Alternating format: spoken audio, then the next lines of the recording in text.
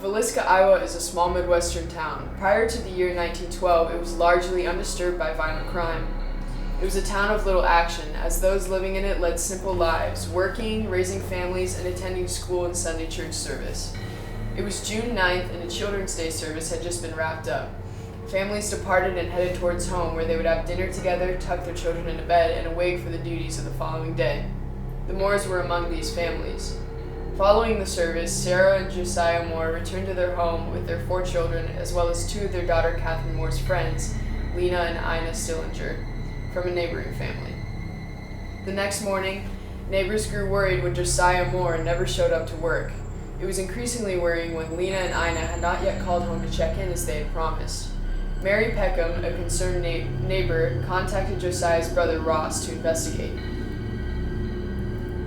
After finding all of the doors locked from the inside, Ross used a skeleton key to get inside upon entering the house. Ross discovered 2 bloodied corpses in the downstairs bedroom, covered with a sheet. After calling for help, the remainder of the family was found murdered in their beds, each beaten in the head 15 to 30 times with the blunt side of an axe. It is believed that after initially murdering the victims, the killer had returned to each one and further bludgeoned them. The axe was found wiped off and propped up against the wall next to Lena and Ina Stillinger. Clothing was draped over the mirrors in the house, which many believe was done after the killer felt shame for his axe.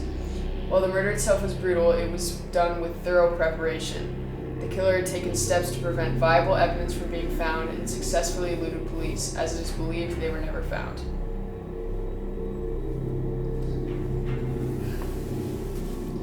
In 1912, forensic techniques were very limited. According to a timeline belonging to the Incognito Forensic Foundation, by the time the early 1900s rolled around, fingerprint analysis was still a relatively new concept, and a plausible test for blood had only recently been developed. So what little usable scientific evidence there was at the Moore's house was utterly destroyed during the days that followed.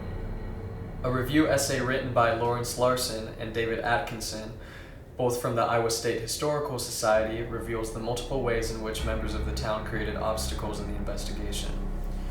When a federal criminologist came to Villisca to investigate, he was ran out of town for suggesting the murder was committed by a local suspect.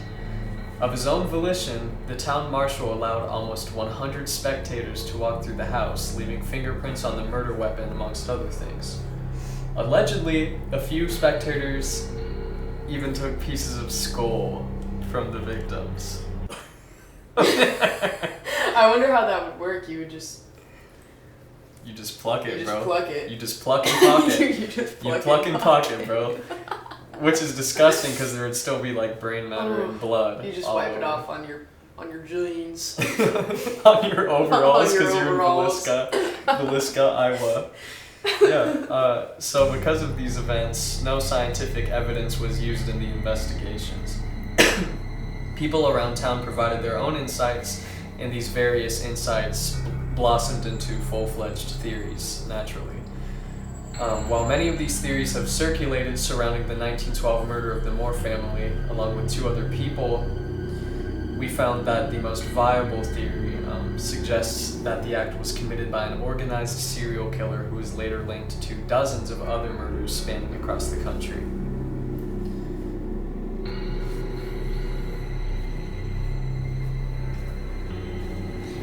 Bill and Rachel James's The Man from the Train perfectly encapsulates this theory. Noticing various strange details about the scene of the crime, such as the mirrors being covered with sheets and all of the doors being locked from the inside, they began to suspect the culprit was a practiced killer. Digging into various newspaper articles from 1898 to 1912, they found that many murders were committed across the United States with many similarities. The slaughters occurred in towns with minimal police force. The killer never took any of the victims' belongings. At the Moore's house, the victims still had jewelry on. Each house didn't have a dog to warn of an intruder. The killer often used an axe as the murder weapon. The bodies were covered in sheets, and as previously stated, sheets covered the windows. One of the more important similarities between the killings was the proximity to railroad crossings. Another important similarity was that most adults were ambushed and murdered in their sleep, while the younger, prepubescent girls of the family were found with lacerations signifying they defended themselves. These two similarities led Bill and Rachel to believe that the killer took the train across the U.S., hopping off to murder adults and sexually assault young girls. Given the fact that they were only given about 8 murdered families... Given the fact that there were... Bro. Sorry. It's your writing. It reads fine, bro. Just take a deep breath. Yeah, you can just read it as many times as you need to. It makes sense if you think about it. I know, but it's just like, I didn't write it, so... Fair enough. Given the fact that there were only...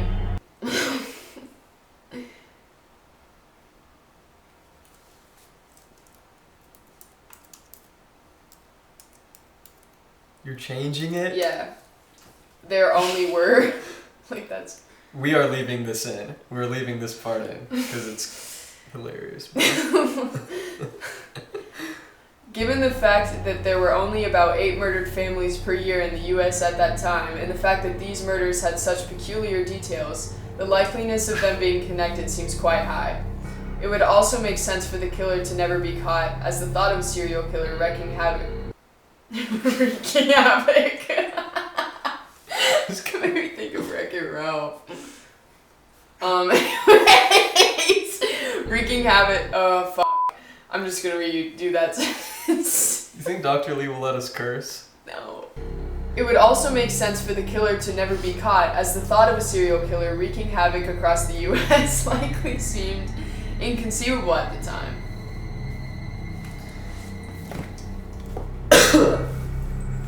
One of the primary theories concerning the killer's identity suggests that a traveling reverend, whose alias will be the Reverend, committed the act. According to Bill and Rachel James, the Reverend had attended a Villisca church service the night of the murder, and it was organized by Sarah Moore. Furthermore, the Reverend allegedly stated on a train headed out of Villisca that 8 people...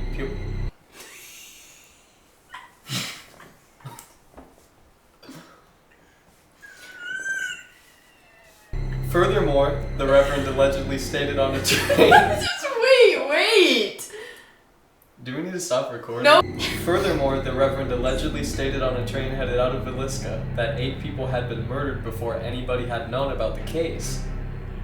A lot of unnecessary side plot is behind the arrest of the Reverend, but ultimately, after some encouragement, he presented himself to the county attorney and was consequently arrested. After a lot of prodding from the police, the Reverend issued a confession. He stated he was walking down the street in the middle of the night when he saw the Moore house. According to him, the Lord spoke to him, instructing him to suffer the children unto me and slay utterly.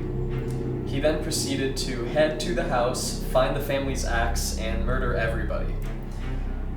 While there is a lot of evidence backing this individual as the killer, there are many other factors at play. If the act was purely carried out in the moment, why was everything so calculated? It was clear the murder was premeditated, as there were numerous attempts made to hide evidence.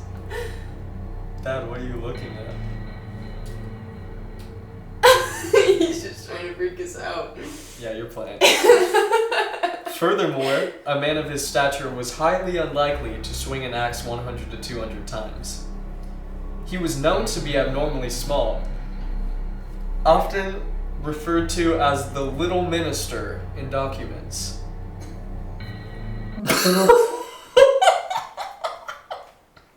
That's awful.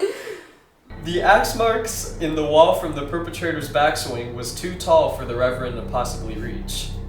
And we'll actually go check out those axe marks. So let's check those out. Yeah, that's the actual axe marking right there. So.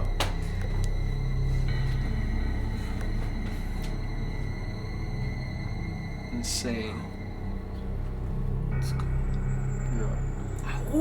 Alright, bro. It's way scarier when you're not in control of the light. I know. Damn. Oh, we're showing the crawl space, huh?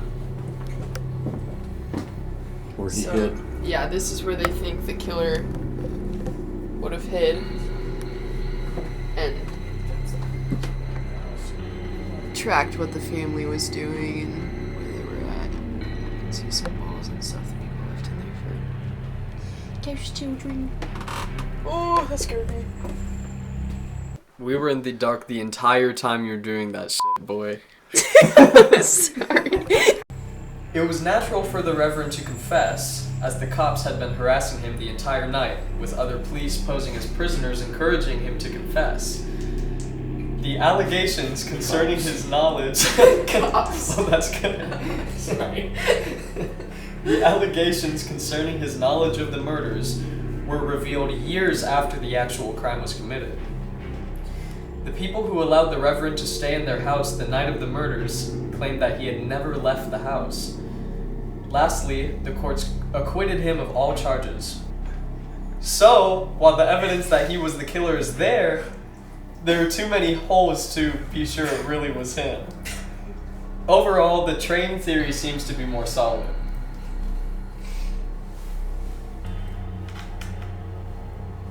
While many theories were used to explain the killing of the Moore household, evidence supports that the killer was an elusive traveler who continued to murder families across the Midwest.